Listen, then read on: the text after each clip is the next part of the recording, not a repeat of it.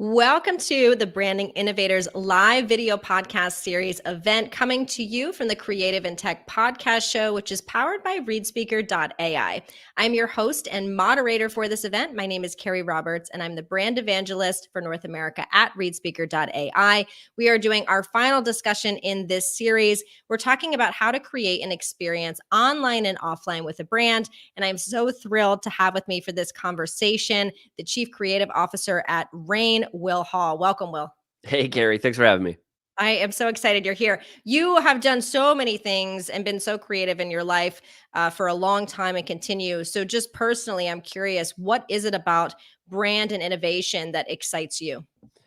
Well, yeah, I think the fact is, I'd like to give a quick anecdote that's sort of related to that. So I teach at NYU as well. And one of my students did a really interesting study. They looked at the words that companies use and tried to figure out if you could figure out a sentiment from that. And one of the things they found is that of the Fortune 500 companies, the companies that are the most innovative, they never say the word innovation.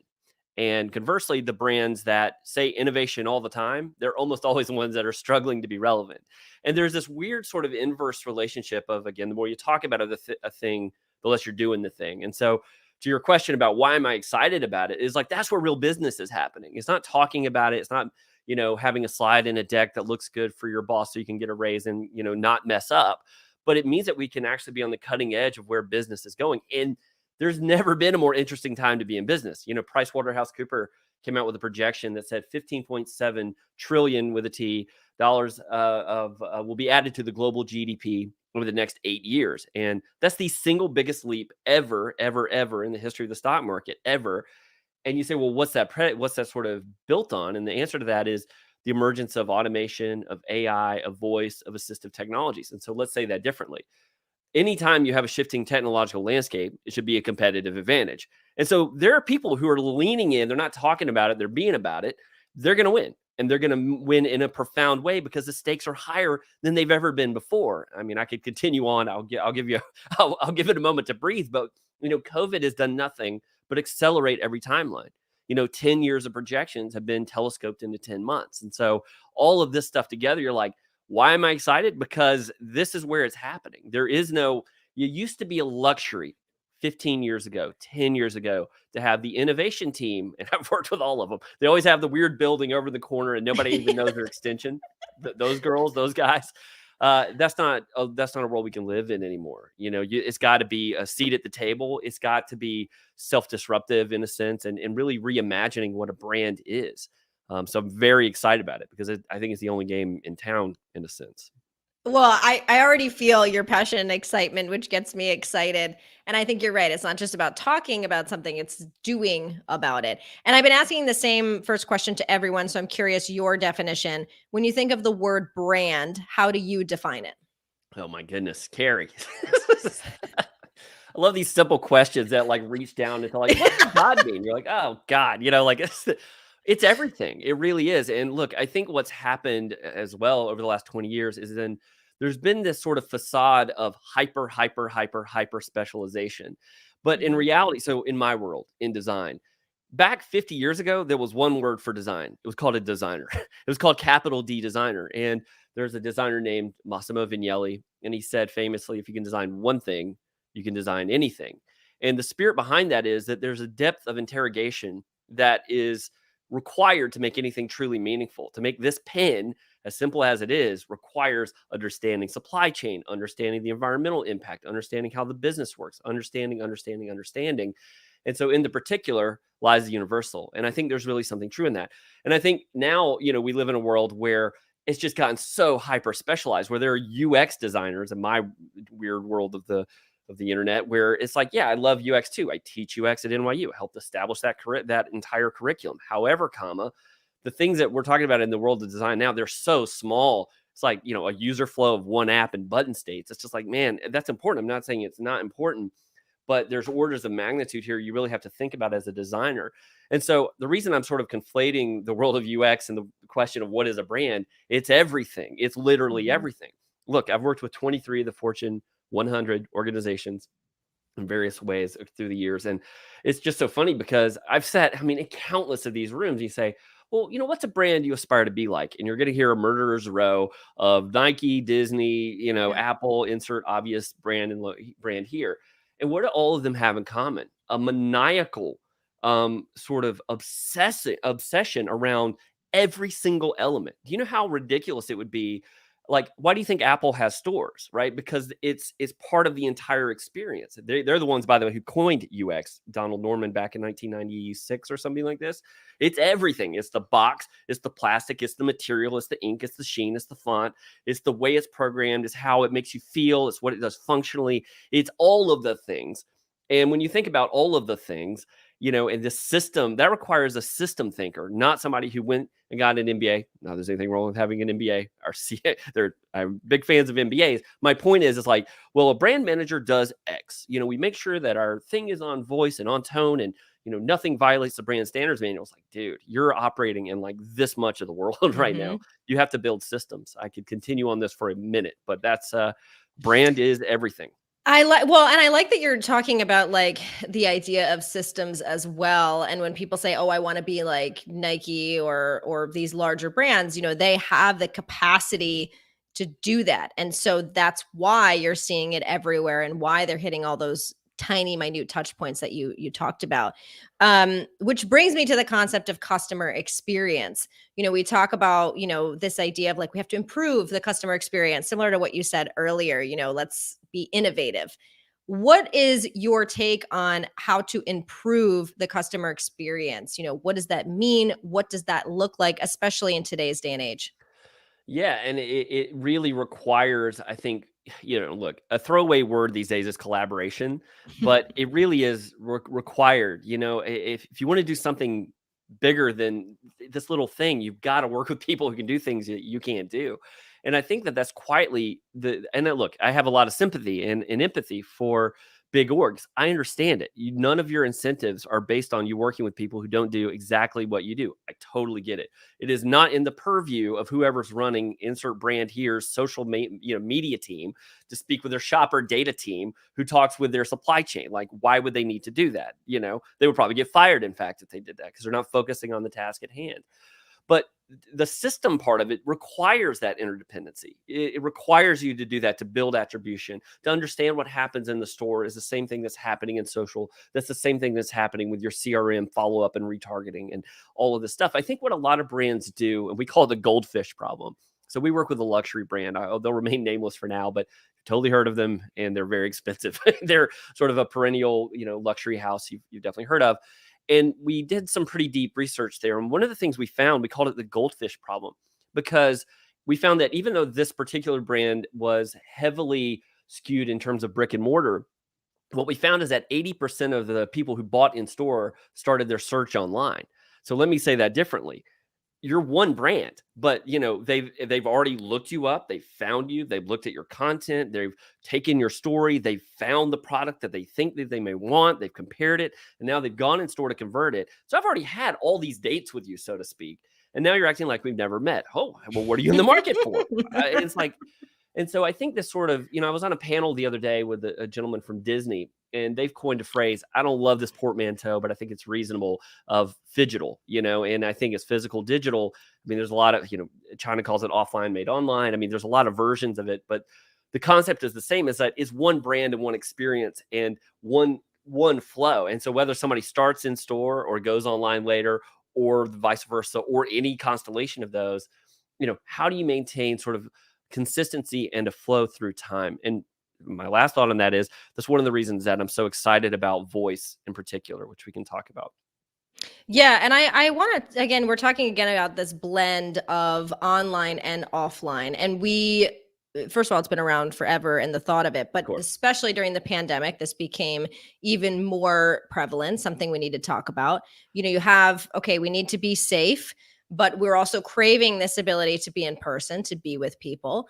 Can you maybe share some examples, either that your organization has done or maybe that you've seen, where a brand has done a really great job of blending that mix of online and offline and still creating that branded customer experience? Yeah, I mean, we don't work with them, but I was such a fan of Panera. And the reason why is like Panera, it's a good brand, but it's not like, they don't maybe are the first brand that comes to mind of innovation, but they're quietly kind of killing it. They have a really great order app and reorder app, and they know their customers pretty well. And the reason this is relevant is, look, what having that system allows you to do besides keeping a relationship going and driving personalization over time, that's all great. And that drives loyalty. That's great. But the other thing it allows you to do is allows you to pivot and react to changing landscapes. And so, all right, prime example, global pandemic, brick and mortar is gone.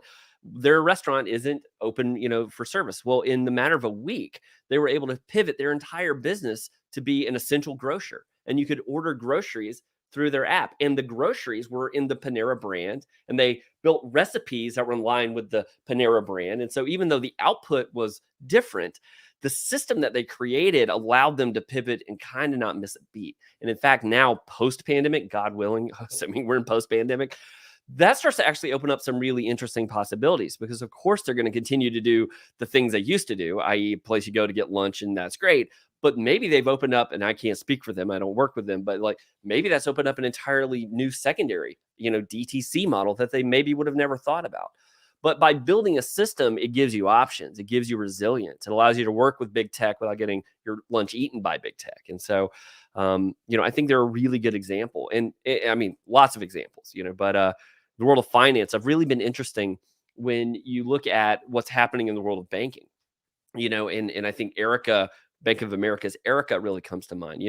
All the new startups are called unbranched banks, so they don't even have a physical location. And then the ones that do have brick and mortar, they're in decline. I mean, Citi closed. I'm speaking out of school here. I don't know the exact stat. A lot, to use a scientific word, a lot of brick and mortar locations over the pandemic, and they're probably not going to open up again. And so I think that those companies like Bank of America that have a proper assistant at its core, they're going to win. They're totally going to win. And in fact, I think the market is showing that. So lots of examples there. We can continue. Yeah, and I was gonna say, because the Panera Bread one, I didn't know that first part about it, but I do know, again, post-pandemic, whatever we want to say we're in right now. I have ordered on their app. It's very easy. It works. I mean, that's always a plus. It helps. And being able to then, I just go in and it's on a shelf with my name on it, and I pick it up. And so you have this option that if you're like, I want to get food from there, but I don't maybe want to sit there, or they've kept it. And I've actually noticed, I don't know if you have around you, that there are a lot of organizations, and I'll speak probably more in the small business restaurant space, that have gone back pre-pandemic. They said, well, this is over, so I don't need to do this anymore. And one specific thing I've run into is, the signing for your card, right? That was taken away. We didn't want to touch stuff.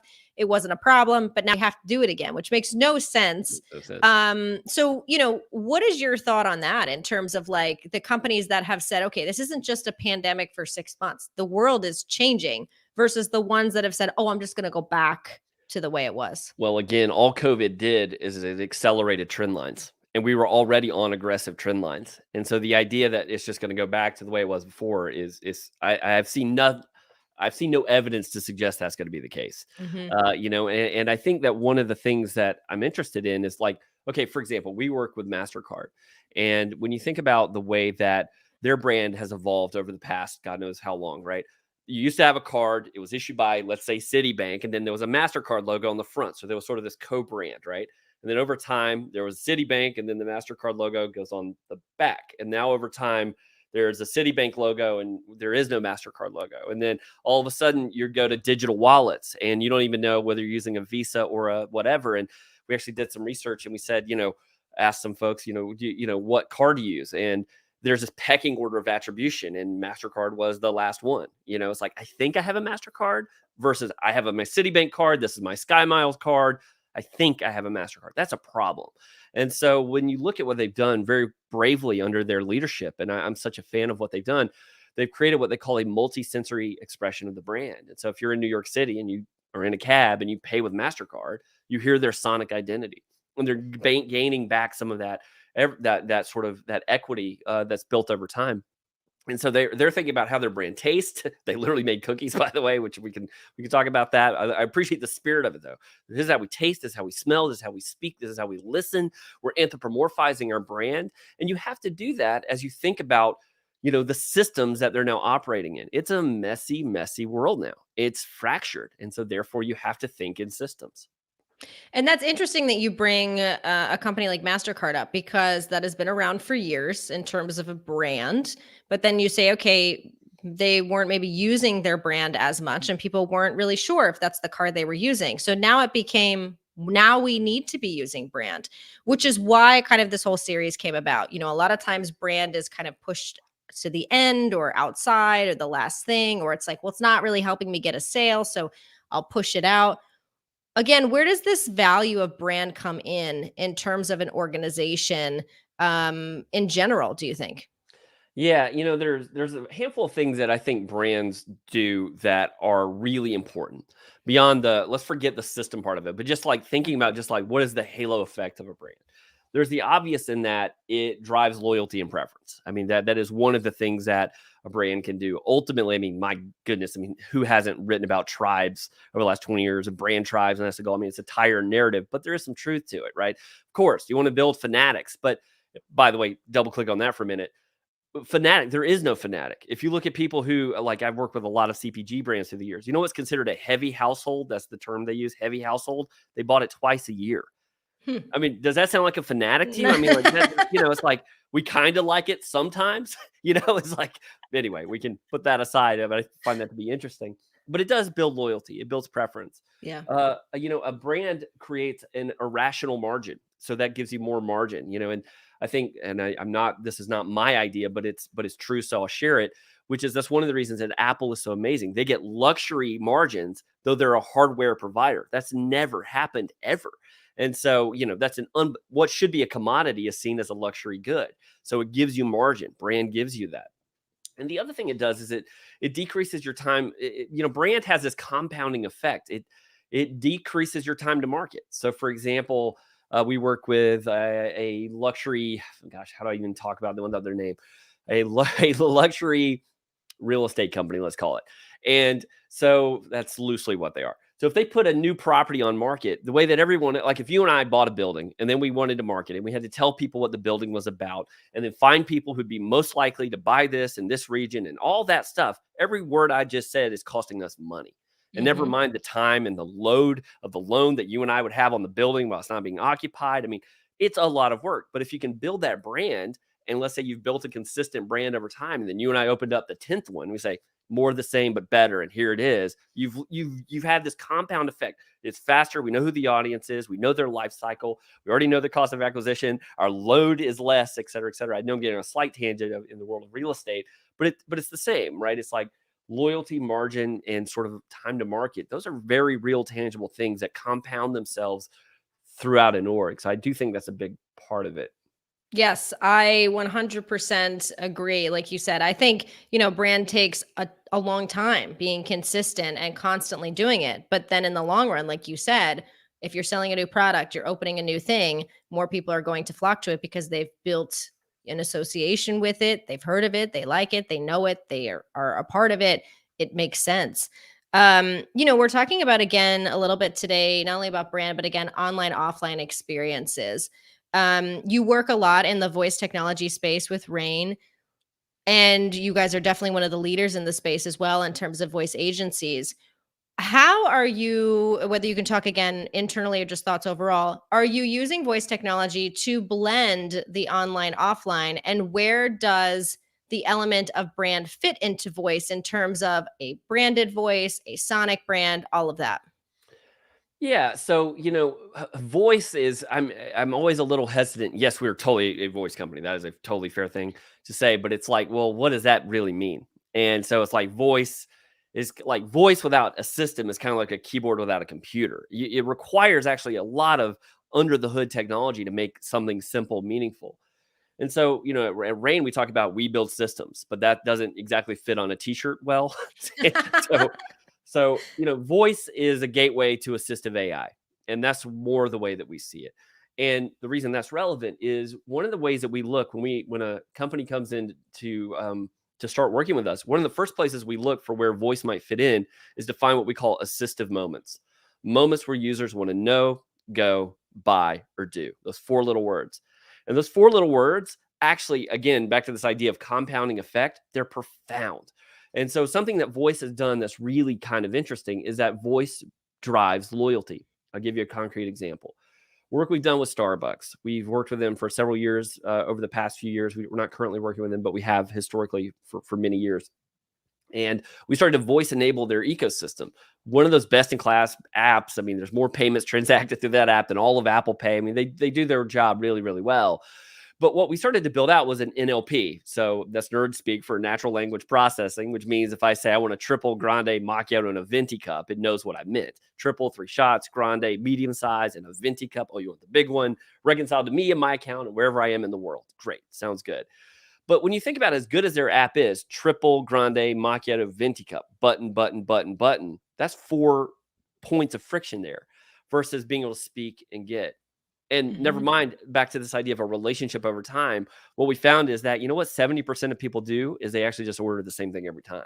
So you probably don't even have to order triple grande macchiato in a venti cup or whatever the pretentious order is. Just say, oh, my regular. Okay, that's good. Well, what's even further than that? What if I just anticipated it? It's like, want your regular and ask, and you have to opt out, which a lot of people actually do. So the reason this is all relevant is by owning the simple little assistive moment of I want to buy coffee. I have removed all these barriers of friction, and we found that people who shop with voice purchase 2.7 times more than non-voice shoppers. And this is a good example of digital experiences driving in-store frequency, driving loyalty, driving personalization. And this is one of these truths of voice. I think one of the things that happens with new technologies, and I'm guilty of it as well, as we try to cram the old into the new. We try to explain what came before or what now with what came before. I mean, think about the first generation. I always use this example because it's right. The very first generation of an iPhone used a design language that's called skeuomorphic, which is a pretentious term that just means it's made to look like the real thing. So like the YouTube icon looked like a 1950s TV, a TV in your pocket. Get it? A notepad was a yellow legal notepad. It was as literal as it could possibly be because there was so much newness in that first device. But who would have ever thought that, well, my goodness, this is a totally different thing. This is not a TV in your pocket. It means that you have geodata. This is a gateway to a thin layer of technology. This is a fundamentally other thing. But it took us, I would say, 5 or 10 years, and we're still figuring it out, how to figure out what this thing actually is. And voice is very similar in that way. We think about it through the lens of, early KPIs. People come to us like, well, how long has someone spent in a voice experience? That's a bad KPI usually. Usually I want you out of my voice experience. I want you just to get what you want. And so maybe there's new ways of thinking. But loyalty is one of voice's fastballs for sure. Yeah, and I like that you're bringing that KPI too, because I think a lot of times in general, when it comes to brand, when it comes to new technology, we're not always looking at the right KPIs. And so that can seem like something's not working, but that's not always correct because we need to find the right measurements. So when you are creating these experiences, again, where does the brand fit in? So like when you're doing something with Starbucks, did you choose a specific voice or a specific sound or music, or were there things to kind of enhance that digital online or interactive experience that could kind of continue when you went into the actual physical space? Yeah, I mean, for sure, a little bit. I think that we stopped short of having like, you know, uh, a new voice that comes in when you go in the store. It's the same voice you heard. We didn't go that far. But our central idea really is that the most powerful thing you can do as a brand is foster personalization. And Mhm. and if that's true, and maybe that's not true, maybe I need to interrogate that a little bit. But I think that's the spirit of truth. Did we drive personalization with this assistant in ways that they hadn't before? Absolutely. And I think that's right. Yes, we think about Sonic, of course. Yes, of course. Every single time. And same with MasterCard, right? Every time you use MasterCard, you hear that sound, it reinforces, and it's an emotional timber that we want you in line with your brand. I mean, these are familiar muscles to a lot of brands. So of course we do that. But again, I think that there's new metrics for brands as these technologies emerge. I'll give you one more example that's related to that. Mhm. In the case of voice specifically, we love this quote that the actor Daniel Day-Lewis, he said that when he starts thinking about a character, he doesn't think about how they look. He said he starts with their voice, and he said that voice is the thumbprint of the soul. I mean, that makes a really good Hallmark card, but I also think he's right. And here's why I say that. voice is qualitatively a different thing than social, than a web, than something else. And so what we find is that voice data is qualitatively different. So for example, in hospitality, we do a lot of work in hospitality, a ton of it. And if you do, we do what's called conversation mining. We listen to what people say. And we listen to the front desk, for example. And do you know what the first word out of people's mouths when they call the front desk is? I'm sorry to bother you, bud. I hate to bother you, bud. And I'm like, whoa, if you're in therapy and you said the word hate, that's a loaded word. And you compare that with hospitality, those two should never go together. And so, these are very sophisticated brands. They have focus groups. They have real, they use McKinsey and Gartner and all the usual suspects to get insights. But the insights that voice uncovered, as plainly as me talking to you now, we're like, guess what? They hate asking for the Wi-Fi. Maybe we made them not ask for the Wi-Fi. What about that? And so by using these new technologies and the unique affordances that they give you, it allows you to leverage them in ways that you probably wouldn't have expected otherwise. And I think, again, one of the things, sorry, Carrie, to double click on that, but one of the reasons it's so important to not see innovation as a noun, but rather a verb, something you live and breathe and do and not talk about necessarily, is that proper innovation allows you to ask better questions. That's half the game. At Rain, we made the very first voice experience on Amazon. It's not even published anymore. And so the cynic would say, oh, waste of time. You guys, you're going to be out of business if you think that way. That is an archaic way. What we realized, it was with Campbell's. And what we realized with voice is that, guess what? Your entire brand equity is based on a visual equity. What happens when you remove the red and white can? What do you have left? That's a really profound question. And it helped them pivot. I don't know where they are now because we don't work with them. But we started thinking about how can we ask better questions of what our organization is. Maybe it's brand as a service. What are they looking for us from a functional perspective? How might we productize that? Here's questions I never hear, for example, CPG brands ask, that every tech company asks. How can we create network effects? How can we have access to capital to grow X, Y, or Z? These are questions that a lot of brands don't ask because they don't think they're in that business. Our core belief is that every company is a tech company in disguise, whether you realize it or not. And tech companies don't sell cat food. They build systems that sell cat food. And so, innovation is so critical because it allows you to ask better questions. So, yeah, I think you have to have a living brand. Yes. Well, I just love too that you're just bringing, again, there's this creative side, but there is this technical side and this system sides and asking the better questions to get what you need, which I like that you're bringing here. I want to kind of do both sides. So I want to start with the people who are brick and mortar, and actually not only big brands, but maybe, smaller businesses as well. I think about this every time I walk through my town, that are brick and mortar. They're paying for this space. That's how they've gotten their business.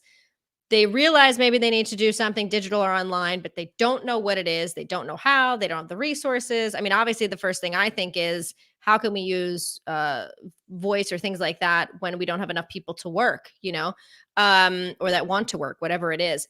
So for someone that has a brick and mortar business, small or large organization, what is your suggestion on either types of things they should consider or questions they should ask and ways that they can start to bring their brand online as well? Yeah, I mean, it's definitely that's a great question, and it's a tough question, right? I'm not saying that's easy, and budget is going to be part of that, and we know a lot of brands are struggling right now, and so there's not a simple fix. But I would say that I wouldn't allow the tech to be the barrier, and what I mean by that is, look, we're at Rain. We just received a Series A investment from Stanley Ventures, Stanley Black & Decker's investment arm. We're making a product. We can get into that sometime if you want. Here's my point.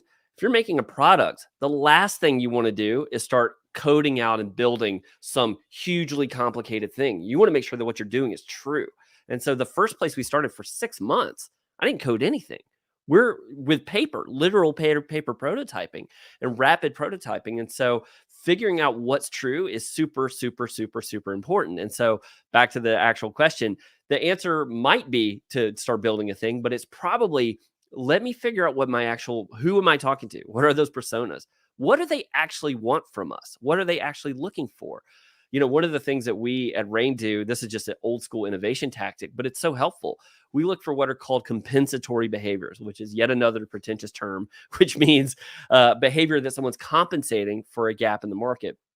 And you don't need any tech to do that. And it tells you explicitly what they want. I'll give you an example just to illustrate it. So let's say if you and I were asked to come up with a new food product, a new snack Mhm. product. Well, the first thing I would do would not be go start making snacks and figure out what's on trend. I mean, maybe that'd be part of it, but I'd way rather watch and see how are people snacking and what are those compensatory behaviors that people are doing. And one of the things in this particular case, there's a very real trend of especially women taking cut meats and rolling them up and eating them as snacks in the middle of the day. That's not meant to be a snack, but you realize like that's a compensatory behavior. You're compensating for the fact there's not a low fat, high protein snack that's on the go. And, okay, well, that's the beginnings of something. And you can start to say, well, why is that? And why is Yeah. that? And why is that? And you can get to something that's true.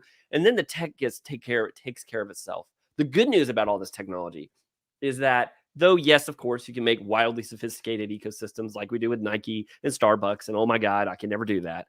But a Yeah. lot of it is right off the shelf. If you ask the right question, the tech tends not to be the barrier. The question tends to be the barrier. The right answer tends to be the barrier. Yeah, no, I like that a lot. It's like we're kind of taking step 5 before going through step 1 and really kind of researching and observing to decide what the thing is versus kind of being persuaded to just use this new technology. I like that a lot. Yeah, and Carrie, I'm on this television show on CBS called America by Design, and I've had a real privilege to get to travel around the U.S. over the past couple of years and speak with all kinds of innovators. And I see people take products to market, and some are amazing, and I'm inspired by it. Oh my gosh, I wish I could do that, but some aren't.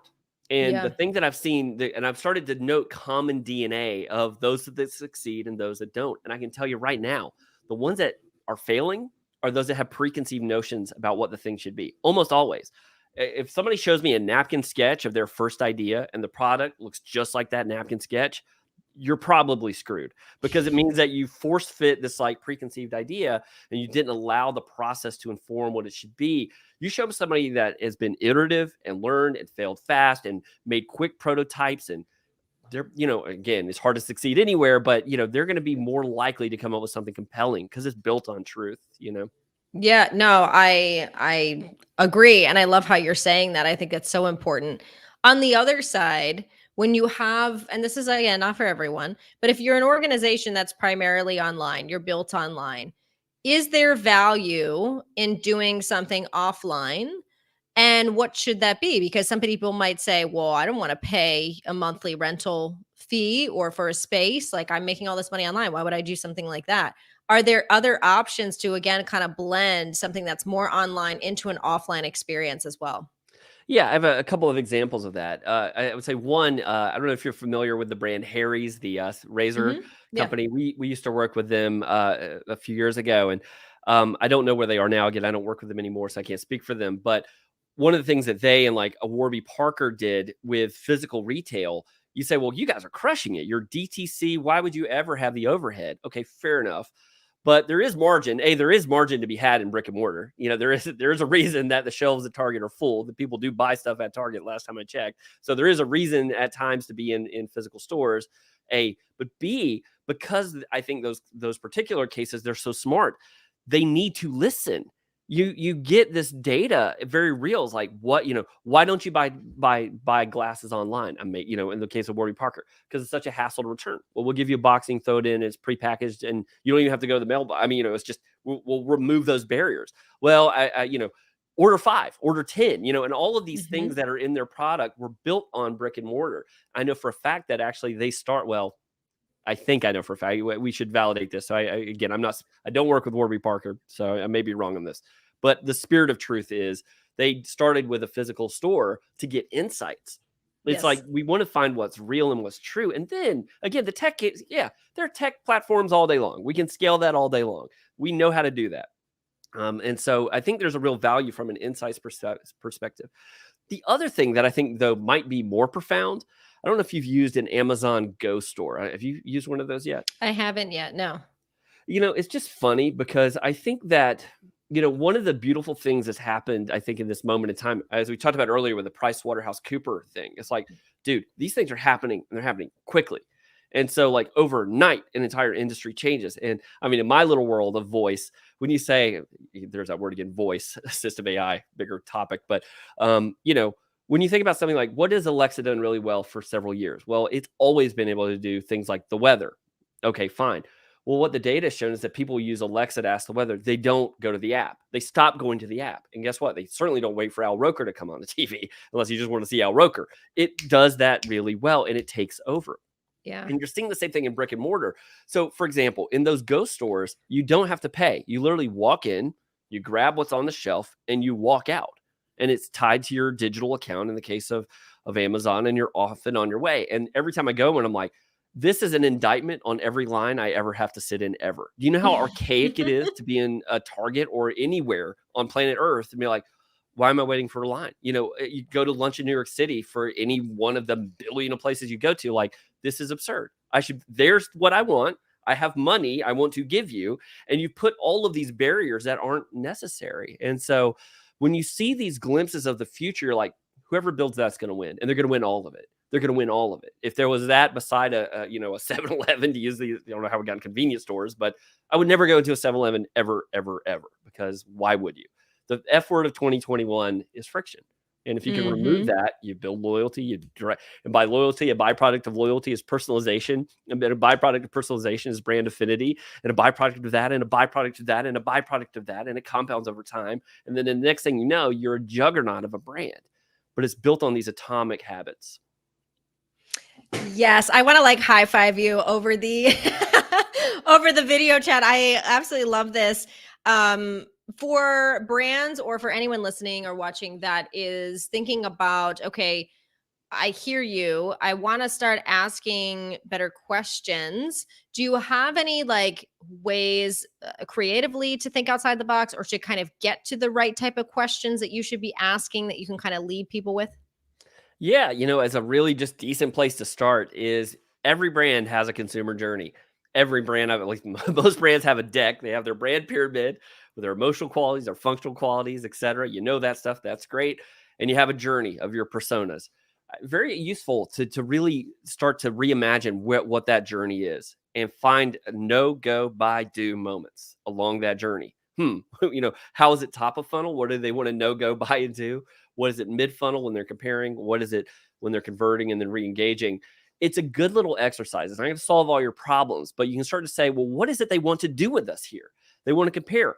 How are they comparing now? What behaviors are they doing? Is that a friction point? Are we owning that?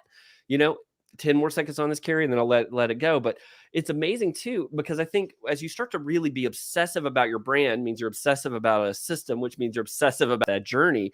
And I think so often brands, they're obsessive, but they're only obsessive over this part. And so, a certain part of it. And what happens is you think about what's happened in the CPG space. Their lunch is getting eaten over the last 10 years because they've done all this work, amazing brands that have built on, decades, bordering on a century sometimes of consumer research to build a product that has data and insights baked into it. And then we hand it over to Amazon. And then they decompose it, and then they make their Amazon's basics version of it, and then they commodify your space, and then they undercut you by 10%, and then you go away. And it's because of this sort of deference along that journey. So I think the more you can try and own that path, in my opinion, that's the key to success. And why do I think that? Apple, Disney, etc. They're obsessive about that entire journey. It would never occur to Disney that you have to go to Walmart to buy the tickets. I'm just being hyperbolic for a minute, right? It's like, why would you ever do that? It needs to be a magical experience. So we need to own that app. And Nike, they have the speakers app. Yes, you can buy Foot Locker, but we want to drive that personalization. We want your awareness in the ad, and then being retargeted and then converting on our platforms. The more you can do that, the better. And so anyway, easier said than done, I fully acknowledge, but being obsessive, I think, helps. Yeah, no, I think that's great. I think like you said, it's more about thinking much more bigger picture, instead of just kind of honing in on one area and one thing and continuing to kind of expand. I love all of this. If people want to learn more about anything we spoke about, they want to connect, where is the best place to do that? Yeah, you can reach out to us on our website, rain.agency, clunky URL, but good people, www.rain.agency, and we'll reach out to you. Perfect. Well, I thank you so much, Will, for being here and for finishing out our event with so much insight. I greatly appreciate it. Yeah, Carrie, thank you so much. I'll talk to you soon. Yes, and if you are watching and listening, don't forget to subscribe to our ReadSpeaker AI YouTube channel for all of our previous videos, as well as our podcast, Creative in Tech, wherever you listen to podcasts.